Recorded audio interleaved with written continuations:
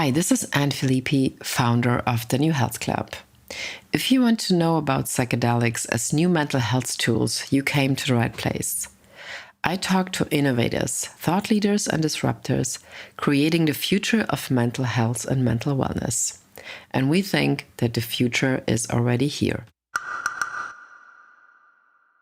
This episode is sponsored by Plant Medicine Law Group, the American boutique law firm serving the psychedelic and cannabis space.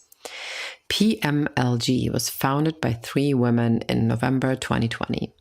Their mission is to expand equitable and legal access to plant medicine and help companies in the psychedelic and cannabis industries succeed in a complex emerging market.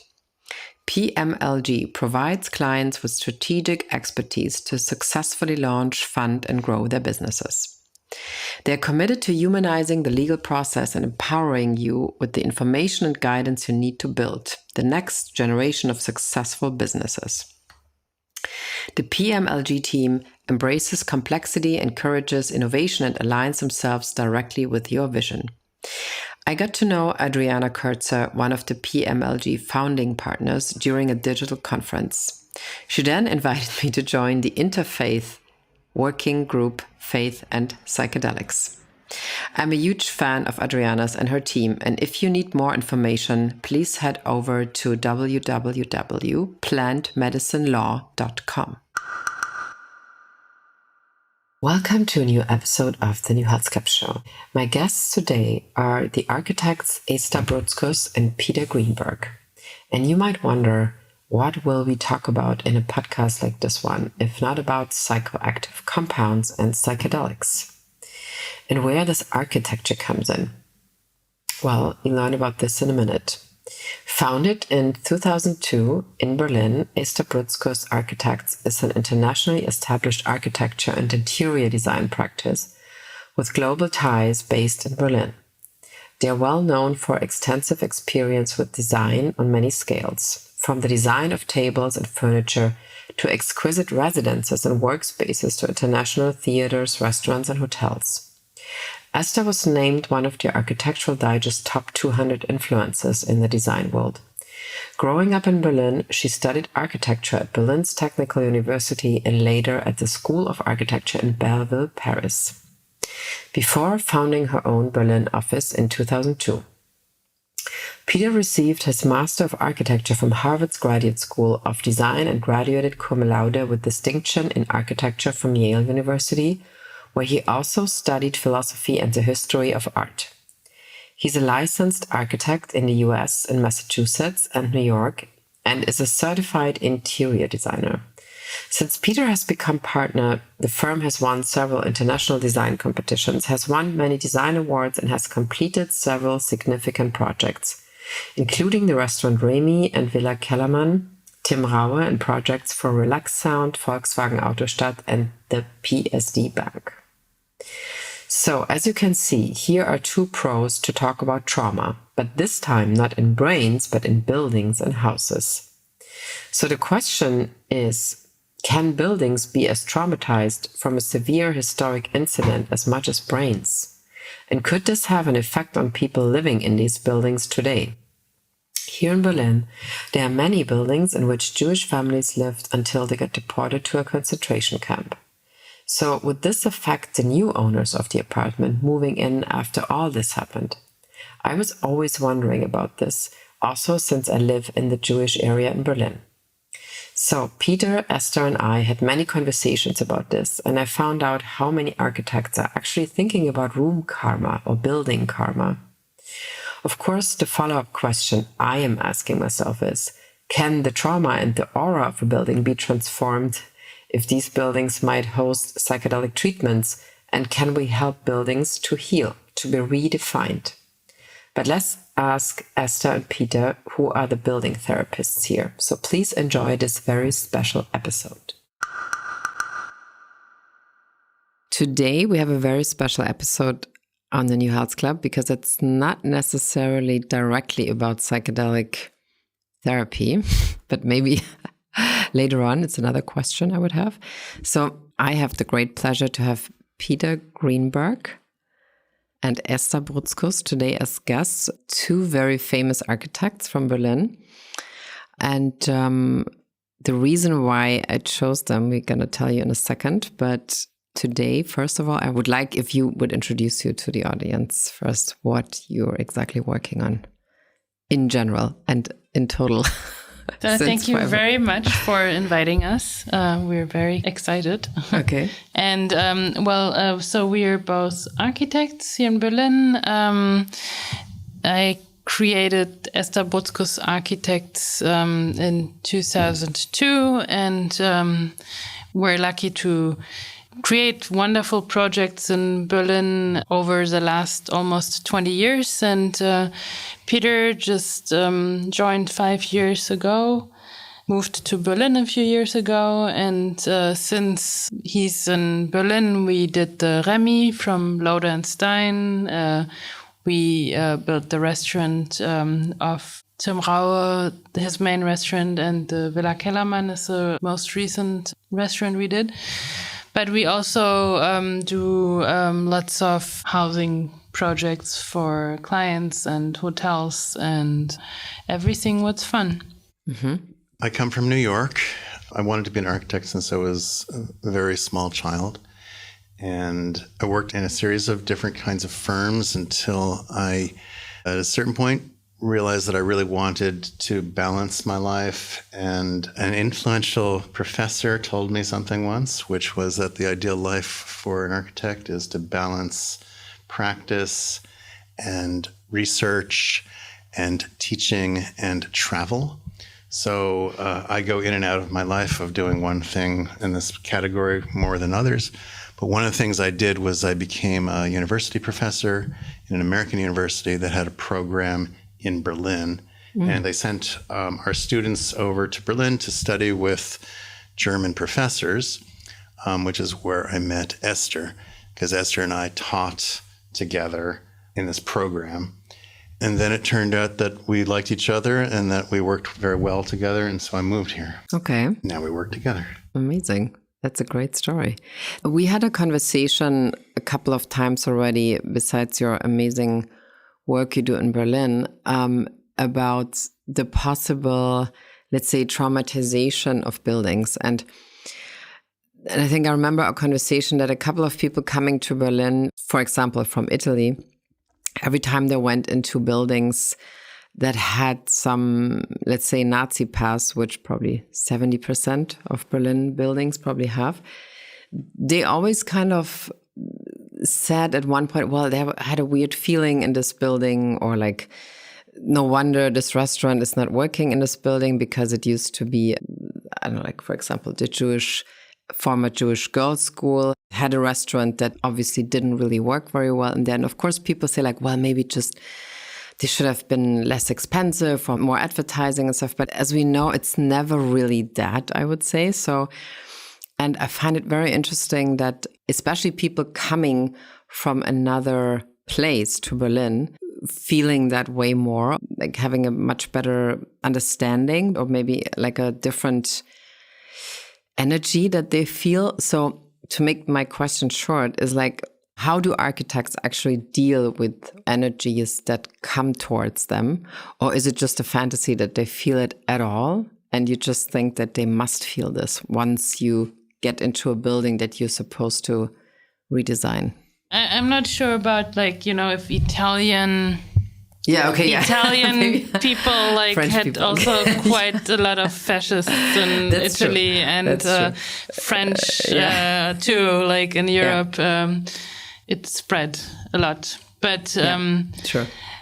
But of course there are energies in buildings, and I think what we do as interior designers and architects, we don't walk with sage through the building. Yeah. Okay. But we clean spaces up, like we take everything away and or try to work with the existent. But by replanning it and by re-questioning what the building wants and what the client wants and what the program is, we create a custom-made new dress for it. Well, I would say this, that I think that the most important way of doing interior architecture, which is what we do, is to have a dialogue with what we find. And that's a dialogue with the condition of the light. That's a dialogue with the condition of the material that we find. It's a dialogue with the history that we find.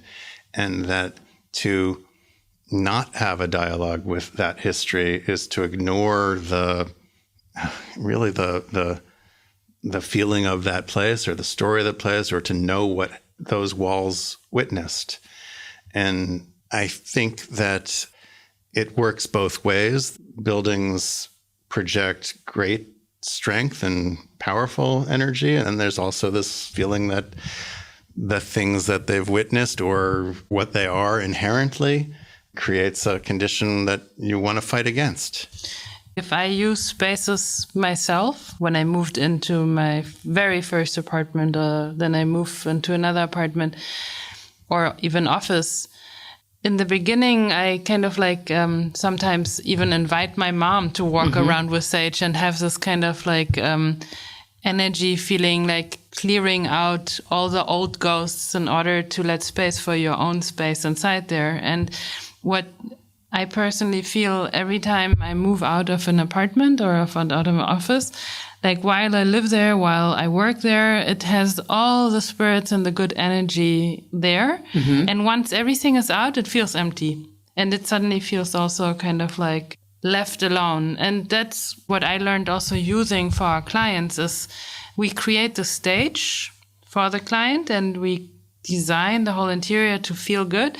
But once the person who comes in brings in his soul or her soul and the usage, and then it becomes something like a good restaurant, it's like really the host, the owner of the restaurant really needs to love it and to care about it, and the team. And then suddenly once it's all running and working, like the Remy, when it opened, like even when it was finished, it was beautiful. But when the whole team was working there and the energy of moving around and creating food, it kind of all fell together. It all came together to a whole place.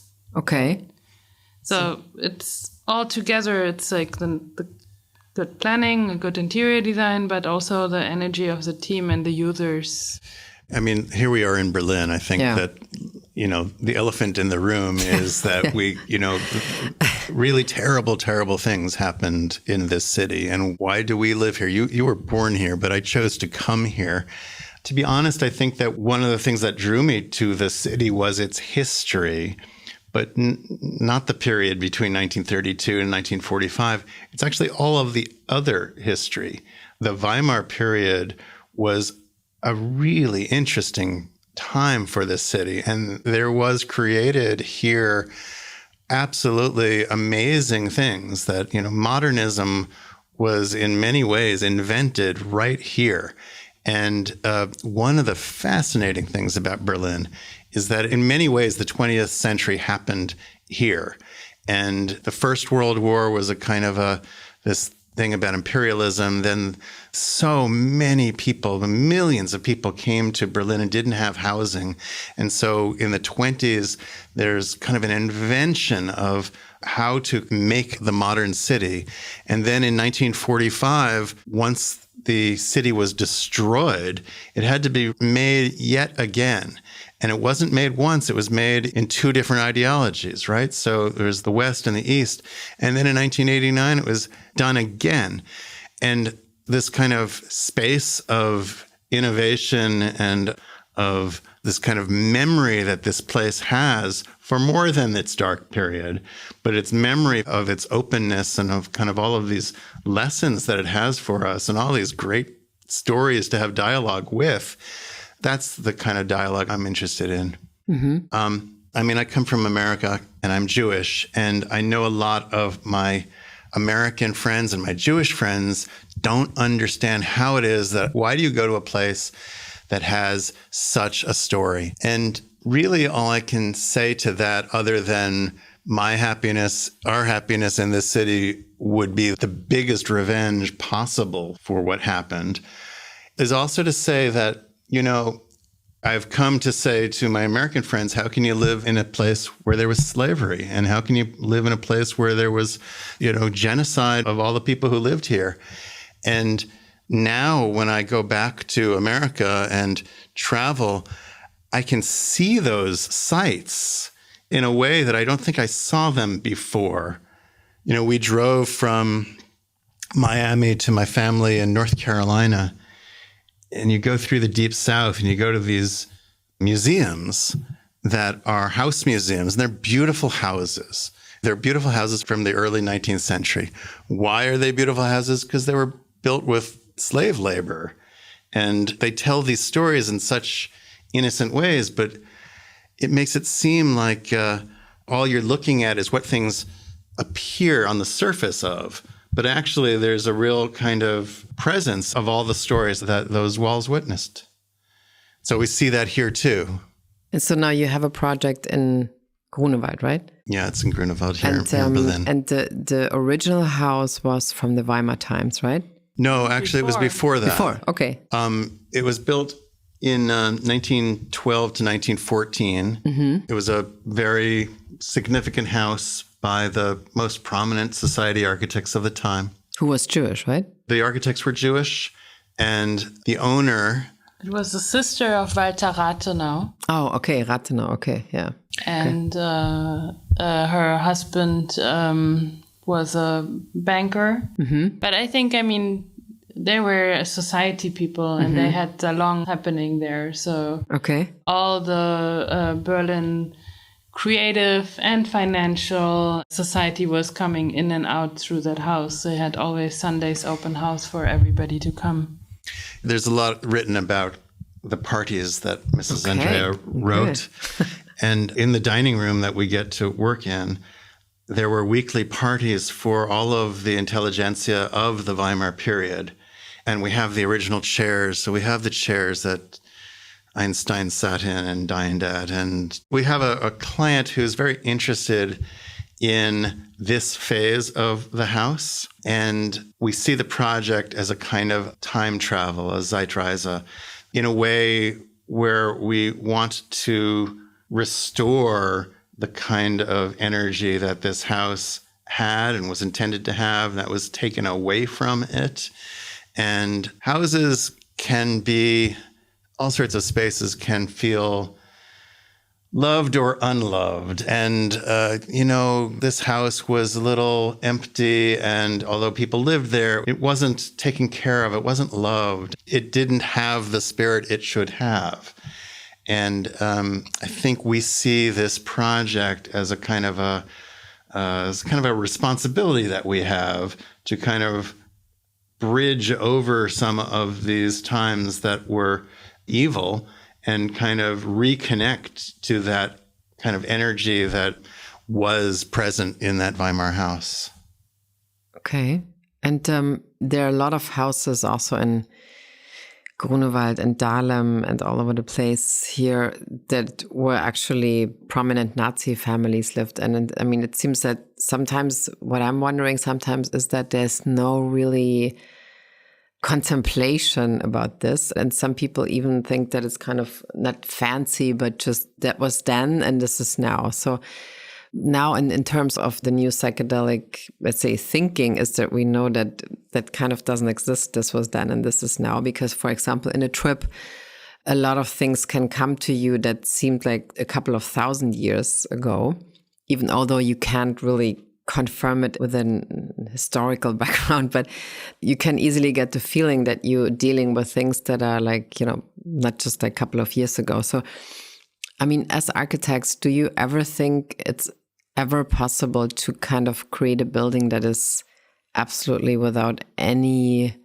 traumatizational content? Because, there are, if you research, there are articles about an architecture that is like looking into creating places that actually would help people who were once traumatized through whatever reason kind of get better and just like maybe get a sense back of harmony or like just a different feeling than maybe that they had when they got, wherever they lived or whatever happened to them. So I think the question would be, so do you think that rooms or architecture could be like a tool for healing?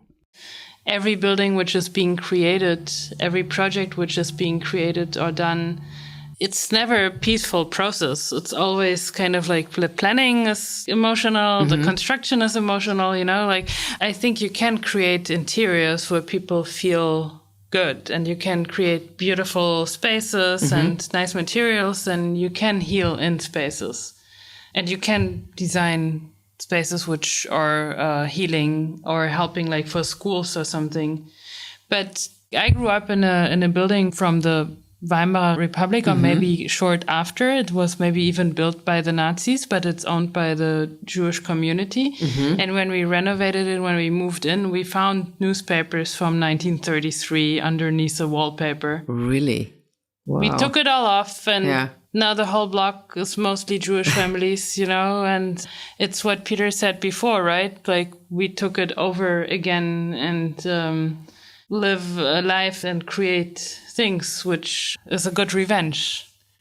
If we didn't feel that our spaces could contribute to healing, I don't think we'd do what we do. I think some people think of architecture as a visual thing because we mostly know it through photographs. But actually, it's a spatial thing. It's an experiential thing. It's something you go to, you're in, you live. It's something that you're inside of. You actually have to be there. Photographs are a poor representation of architecture. And it's not just visual. It involves all of your senses and all of your intellect and all of your knowledge.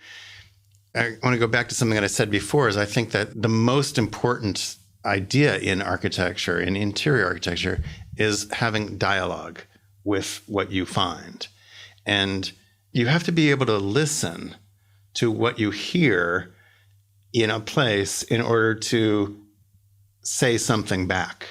Because otherwise it's a monologue and not a dialogue. And what you're having a dialogue with is the layers of what happened there, what people did to it, the mistakes people had there, the wonderful things that happened there. And as Esther said early on, one of our jobs is to clean it up and to go and, in a literal way, you go into a room, there is white paint on the wall. What is under that white paint? Take that paint off and you find layers and layers and layers and layers of interesting things. One thing we don't like to do is to do an architecture that pretends to be old. So I don't like to make something look old, especially in an old house. If it's old, it's old, and it should just be what it is. And our work is mostly about finding contrasts as a way of making dialogue. So you put something in that's quite shiny and new into a room that's quite dull and old, or you find the texture that was actually in the space and let it be and put something next to it that's different so that you notice both.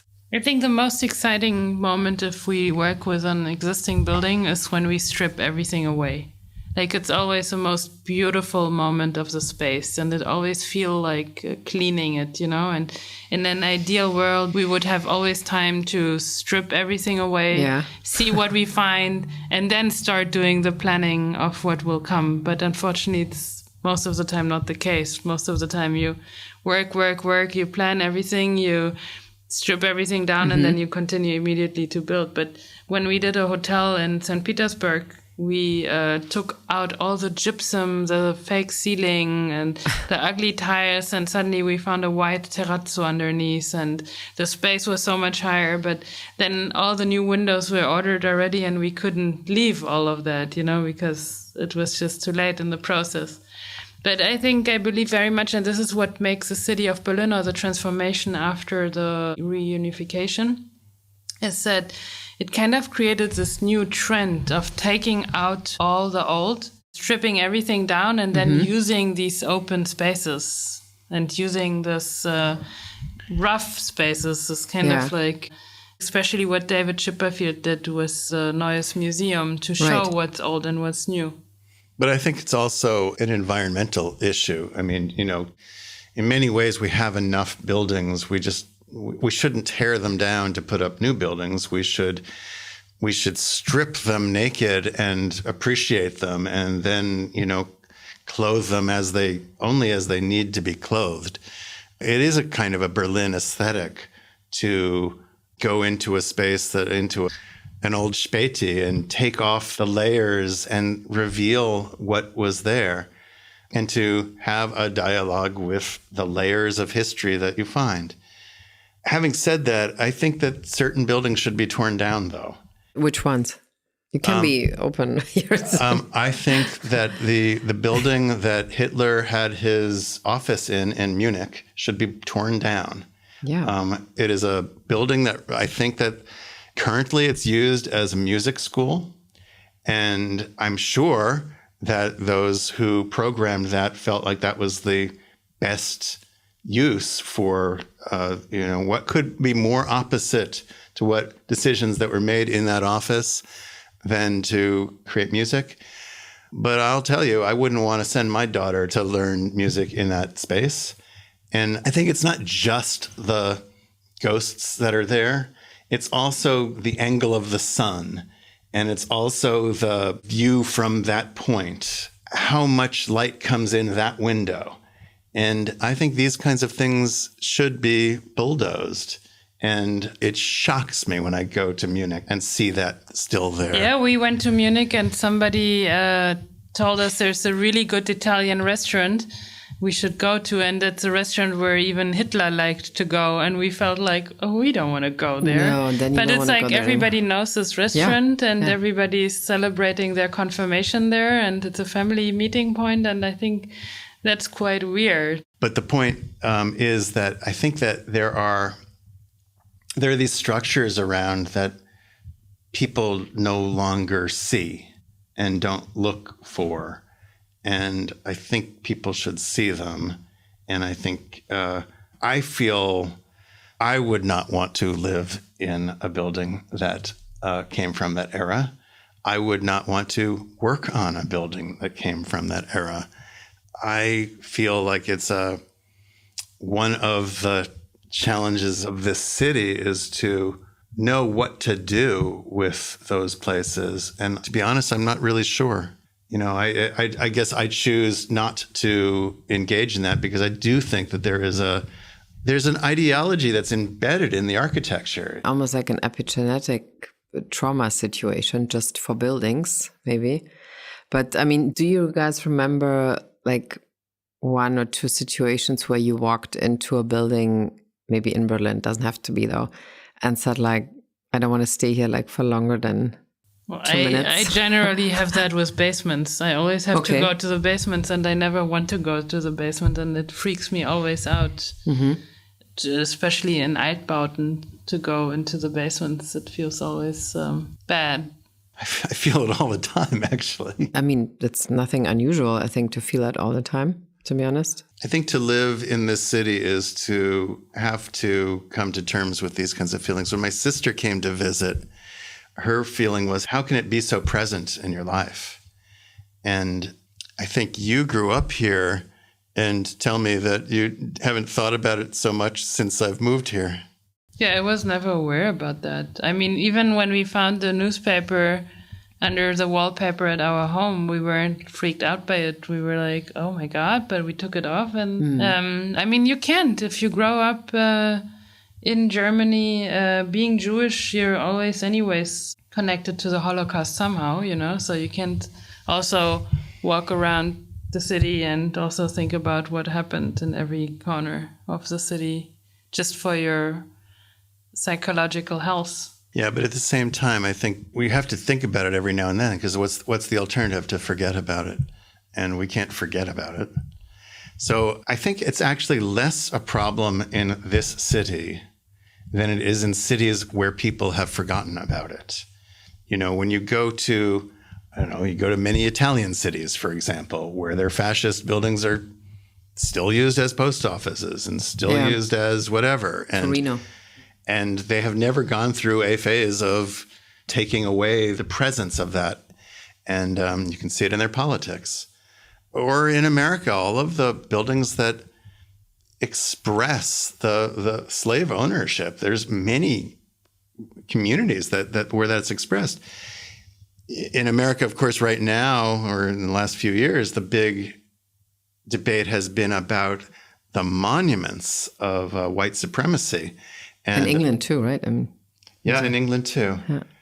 But the thing about in America in particular was that these were built in the 1880s in small communities in the South to terrorize the Black people. I mean, it was specifically for that purpose. It wasn't just a naive kind of thing of, oh, this was a statue of some guy who did some things that now we think are bad. Actually, these were monuments specifically put there a generation after the Civil War to remind people of what their role was. And I think that, there's a big intellectual discussion about, well, what's the appropriate thing to do with these statues or these buildings?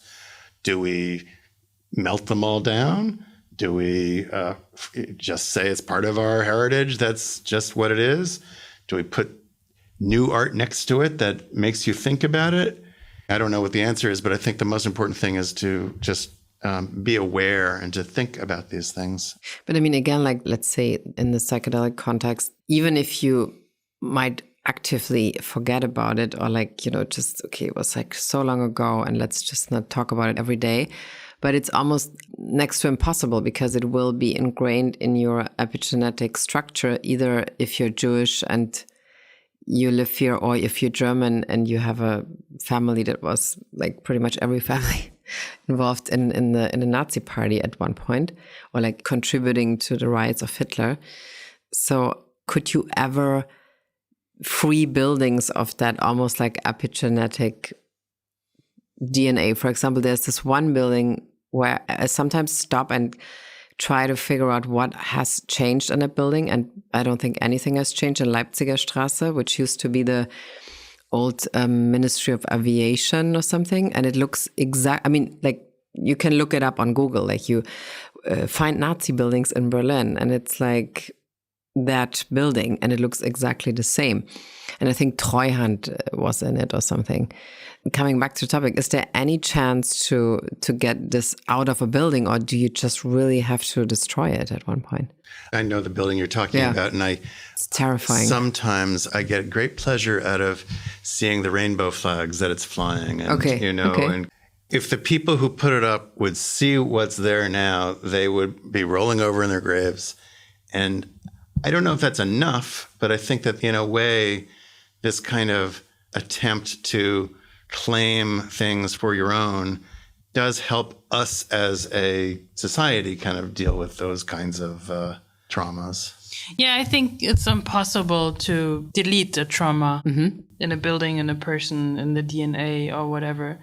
It's all about accepting it and first seeing it, and realizing it was there, and then be very present and clear about the mindset and what it stands now for. I think that's a big difference between Germany and the rest of Europe, that Germany really worked a lot on the Erinnerungskultur, and on understanding the history. And like one thing you just said, it's not about the families who were part of the Nazi thing. It's the Mitläufer, the normal people who just accepted when the neighbors disappeared, and they were happy that they could buy cheap furniture or get now the professor position, which was empty or something. So it's much more about really being aware and accepting it and then changing it. Without being aware and accepting traumas, you can't move on and you can't change. Like, you can't move it away, then it will always haunt you. It's all about realizing and then move on and create something new and something better. And we talked about the case with it's not exactly the same thing, but this big apartment that Bob Guccione was owning in New York, and they couldn't sell it because they didn't know why. And then every time somebody walked in with children would cry their eyes out and go crazy. And then, of course, not a big surprise. It came out that was basically like a lot of porn was shot there, a lot of 70s weird sex parties. And then there was this article, or many articles, about how they tried everything, like sage 100 times, then like shamans came along. It never really worked. And even then, the new people that bought it, they also moved out again. So, I mean, and that's the first time where I realized, wow, I mean, that's like 15 years ago, and I read about it or even wrote about it for Vanity Fair back then, where I was like, well, why is it so hard to get this out of, I mean, with a little sage, of course, might be not really enough, but it obviously never really worked that they got rid of the so-called Bob Guccione energy. It's still probably there. Kind of. But they never like demolished the interior? No. But the families who moved in just kept the red velvet and the... Of course, they took out the furniture, but there was this huge pool with the sauna and everything that was renovated. But it didn't seem that they took out like the whole structure. So, well, yeah. I mean, architecture has a social content, obviously. And the kinds of things one does as an architect projects certain usage patterns, right? And so a certain kind of pool might not be used for a family pool. It might suggest different kinds of uses. And so I would recommend a fairly radical redesign of that place. I think on the one hand, there's a kind of a structural, physical suggestion of how to use the space. I mean, this is true with Nazi buildings too, that they're imposing, there's a lot of repetition. They're very hierarchical, they make you feel small. That ideology is embedded in the space. But I think there's this other layer too, which is simply that we know what happened there. And that's impossible to strip away. And there's certain places that I wouldn't want to be because that I've just witnessed such terrible things that they probably deserve to be parks, something where, we plant trees instead of have, this building. Yeah, I mean, I think the same, like some buildings would be totally fine if they would disappear in the city. But then it's so weird when you walk towards Brandenburg Gate and you have the Soviet monument there. And it's like, I always have to remind myself, wait a minute, it's 2021. It is so weird sometimes, even if you just take a walk, you feel like a very certain energy is pulling you back, like very subtle into 1945. So when you see that, you feel like you're drawn back into the war? Yeah. See, when I see that, I feel good. I feel like, thank goodness that these people came and got rid of the bad guys. And we went there to celebrate the end of the war. It felt like an appropriate place to many people came and brought flowers, and I mean... There? Okay, I didn't know. Wow. And actually, it felt quite joyous, actually. Yeah. That's the therapy in this, which is instead of seeing the trauma, you see the victory over the trauma. It is not only a place of terrible things that happened, it's a place where people were liberated from terrible things. Yeah, that's true. Can you talk a little bit about your specific approach to your work in terms of these topics? I mean, you build not only in Berlin, you build also in other cities and countries, right? I mean, St. Petersburg is also, like Russia, is also a place that has many layers of trauma, you could say. How do you approach this when you, let's say, this is the address, this is where you should build, or this is what you should redesign? Like, first time you come to see the building. So what is your strategy then to think of a new building? Either interior or if you really have to build it from scratch. But let's stick a building, with interior. You build it from scratch, you start from zero. Yeah. There's no history. There's maybe history to the location and urban and interiors. My experience is that with our new interiors and with the new reconstruction of the space, the whole spirit changes. You come suddenly inside and you feel like in another world. It always feels like a start of a new chapter and a new time, Zeitreise inside the story of that building. I never really had a space, or at least I wasn't aware of a space where something bad happened. Mm-hmm. But I mean, I guess dramas happen all over, right? We never knew if a person died at this place where we just are sitting, right? And no, absolutely. I think you just have to, I mean, our thing is to create a new world, in that moment with a new chapter and try to be in the present and make the present better. Yeah, I mean, being an architect is a very optimistic profession, That's good. We try to make the world better. We try to repair all of the things that are wrong in the world the way we know how to do it. Famously, Louis Sullivan is supposed to have said that form follows function. And sometimes that has been used to justify a new piece of architecture. But it can never be used to justify interior design, because interior design is always changing something. A space that was intended to be a train station becomes a museum, or a space that was a restaurant now can become a residence. And so the form isn't, in that case, determining what to do in it. Actually, there are other issues that let you do that. And so when you kind of create a dialogue with what you find there, that's true in architecture too. I mean, it's very important in architecture. All good architecture is based on a dialogue with the urban condition, with the lighting condition, with what you find. But I think that this idea of having a dialogue with history, a dialogue with the specific kind of layers of what's there, and the dialogue with your knowledge of what happened on that space informs what you do or should do or could do as much as anything. And when you come to a space, to get back to your question, the very first thing we do is we just listen to what's there and look and see and hear and do as much research as possible. Doing this house in Grunewald is super interesting because it's a very important piece of architecture. Nobody really knows about it, but it's an important building. And there were so few images of it. And we've done a lot of research, and especially our client has done an enormous amount of research.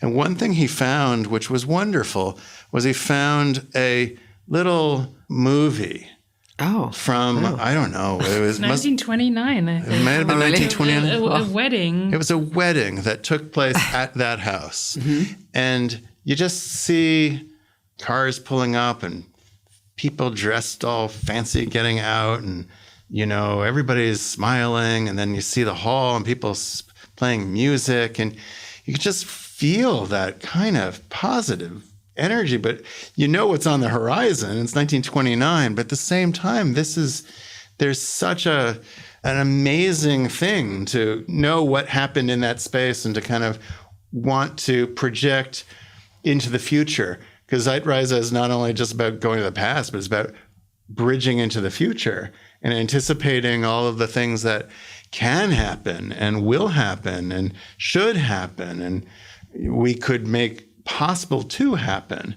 And so it's that optimism of design that is part of that dialogue of what you find and what you project as you can see ahead. So that's the Zeitreise project? Yeah. So maybe you can just talk a little bit about that more, then we can just put that in also. Like, this is what you both are working on, right? Yeah, this is that house in Grunewald. Yeah. That's the title for the the house. We call that project the Zeitreise. I mean, it's this idea that this house from 1912 or 14 that witnessed such amazing things in this period. The owners were forced to emigrate and to sell it at a fraction of what its value was. And then we don't really know what happened there during the war. It was an American or a British guy who kind of wanted to do business with the Nazis together, but it didn't work out. So he left, and then we don't know how it was used and what it was used. We just found documents for rebuilding it as an office. Mm-hmm. And then in 1945, it was bought by a Greek family who lived there till today. Yeah, and to be perfectly honest, the fact that there isn't some story there that implicates the building somehow frees me to feel like we can restore the presence that this house had in the Weimar period. Mm-hmm. And so if you would have to build a retreat, how would that look like? Not necessarily in a super Bali-ish surrounding, just like somewhere in Europe. What would be your favorite idea? We just went to Finland and we went to the office of Alva Aalto, his second office. And there's this one room, which is kind of a multifunctional studio. Sometimes it was an exhibition space. Sometimes it was a studio when they had a lot of work. And it's just this very high, curved, whitish room with lots of sunlight inside. And it was just such a beautiful atmosphere. So I think when we would build a retreat or a school, I think like that schools and hospitals and should have like lots of light. And I think the connection to the outside is always very important, to have the feeling of inside and outside that we're also enjoying at home. When you're at home lying on the bed and seeing the sky, you know, it's just a beautiful thing. So I think like creating a retreat or a house or whatever on the grüne Wiese, you would say in German. I think for me personally, it's always the connection between inside outside, which is the most important thing. Because we visited this Alva Aalto studio, but we visited also a new hotel, which is just more or less like a container box. But there's one huge window, and you just feel like you're in a Baumhaus, in a tree house, like lying outside. And that made it to one of the most beautiful rooms I ever been to, as a connection. I think we agree about that. When you come to a site that does not have any architecture on it, you find out what's the most beautiful thing about it, and the light, the trees, the view, the whatever. And then a piece of architecture should do everything it can to not mess it up. And essentially the house should just be a frame, and you should sit inside and be part of this. The best architecture is the architecture that is in some ways makes the exteriors present on the interior. And so the way that a window touches the ground, or the way a wall keeps going inside and out and makes you feel like what's outside is inside and what's inside is outside. And that blending of inside and outside is the most beautiful architectural experience I know. And here in this city, Miss van der Rohe, the last house he did before he emigrated was the house Lemke. It's past Weissensee, but it's on a little zee that's right there. And when you go there in the bedroom, it's a beautiful house. It's very simple. It's so simple, most people don't even understand why it's so great, because it's so simple. And simplicity is really hard. And all it does is frame outdoor spaces with rooms. And in the bedroom is just a simple little rectangle, but at the end of the rectangle is a big, huge window that frames the view of the zee. And later he went on, when he came to America, one of the first projects he worked on was the house for the Razor family in Wyoming. And his drawings for that were a drawing of the landscape with a rectangle around the view and said, "This is your living room." And the whole point was that an inside's connection to the outside is the most beautiful thing that you can do as an architect. And that's to be contrasted with another approach, which you could see at the same time by Frank Lloyd Wright at Falling Water. Because what he did there was he took the most beautiful part of the site and he built a house right on it, which in his hands, because he was a talented architect, he could pull off. But anybody else doing that, that's just a total mistake, because you're just messing it up. But I think that the real answer to your question is you want to find what's really beautiful about it and just put a frame around it. So this is also not very ideology friendly, right? I mean, if you just take nature as the main attraction in a building. When you look at, for example, ideologically loaded buildings from the Nazis or communists. It's never really about nature. It's always about... The Nazis were great nature lovers. It's they had all sorts of kind of... It's true. They had all sorts of You're right. weird, like, get back to the countryside kind of stuff. Like now, like what people are doing now in Berlin. Well... No, I'm just joking. This can go out of the podcast. I mean, there's all sorts of little buildings all over this city that I go to, and I'll say, oh, this is a Nazi settlement. And they're little houses with little peaked roofs, lots of trees that play on this kind of, this Heimaty kind of feeling of return to the land. So I'm not sure that that's fair to blame them for among the things. But I do think there's a lot of ideology in those buildings too. And, is a certain kind of way of life that they wanted to impose upon people. No, because sometimes it's interesting that some people, for example, say, well, like a psychedelic retreat has to be in nature because you have to connect with nature afterwards and it's so much more important.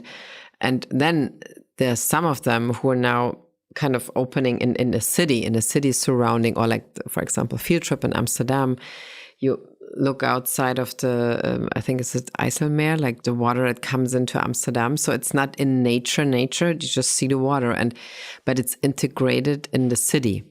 It's not like it's only valid if you're surrounded by trees and a super beautiful lake. So and I find it very interesting that there's this conflict about people saying, no, it has to be in nature, and others say, well, it can also be integrated in your daily life.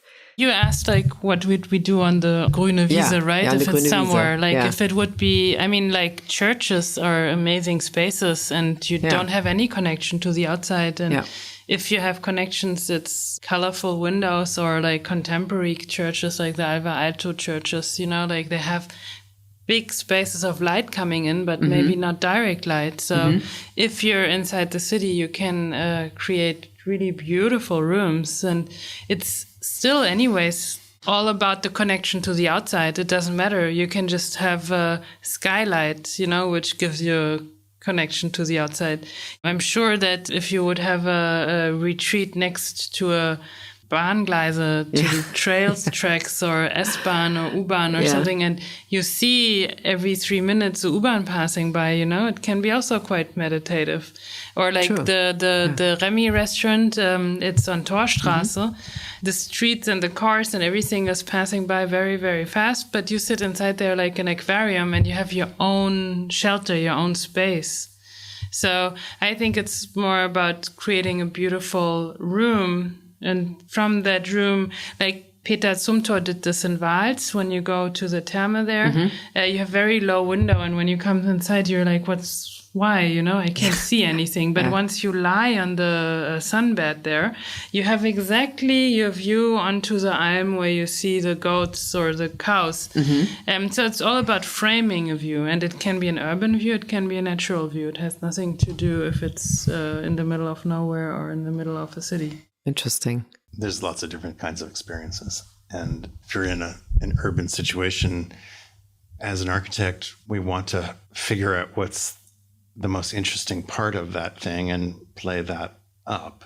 Architecture is like a film, though. It's more like a film than it is like a fixed image, because there's a sequence of different spaces and it unfolds in time.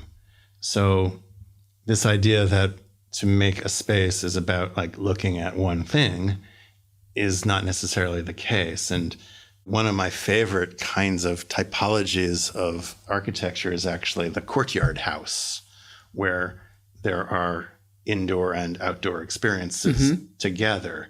And the nice thing about such a house is not necessarily just that it's outside, but all of the interior spaces and the outside spaces together.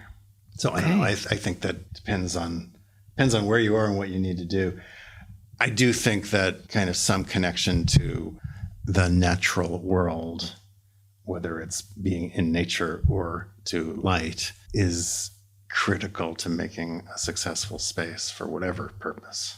Well, thank you so much. It was super interesting. I mean, I don't have heard any podcast where people actually talk about this thing, besides maybe some articles about saging, But that's about it. And sage is not very, as we know, it's not very efficient for this. Well, sometimes maybe. Sometimes, but it's not. I mean, in California, you think like, you know how it is, like everything is sageable. But I mean, that's interesting because there in LA, it's like, I mean, I really feel that there's a clean slate. There's kind of I mean, the city is like, what, 100 years old or something, maybe 150. And in the hills, buildings from the 70s, like or Laurel Canyon. But there's a little bit of this erratic thing. But of course, other than that, there's nothing there. There's nothing to grasp, which is also sometimes weird, that everything kind of evaporates. I mean, we can't live without any also like Strahlungen or with any, like it's impossible to live with. Because sometimes people in LA, that's what they say, for living there too long, they feel like they kind of fly away. There's nothing that's kind of keeping them on the ground. And that's literally what happens in the city because everybody's like, everything is spiritualized. Every water bottle is blessed with something. So it's just impossible to not be in this kind of over-spiritualized surrounding, which makes people also uncomfortable in a way. But it's a whole other podcast. Well, thank you very much. Thank you so much. It was really great. Thanks for having us.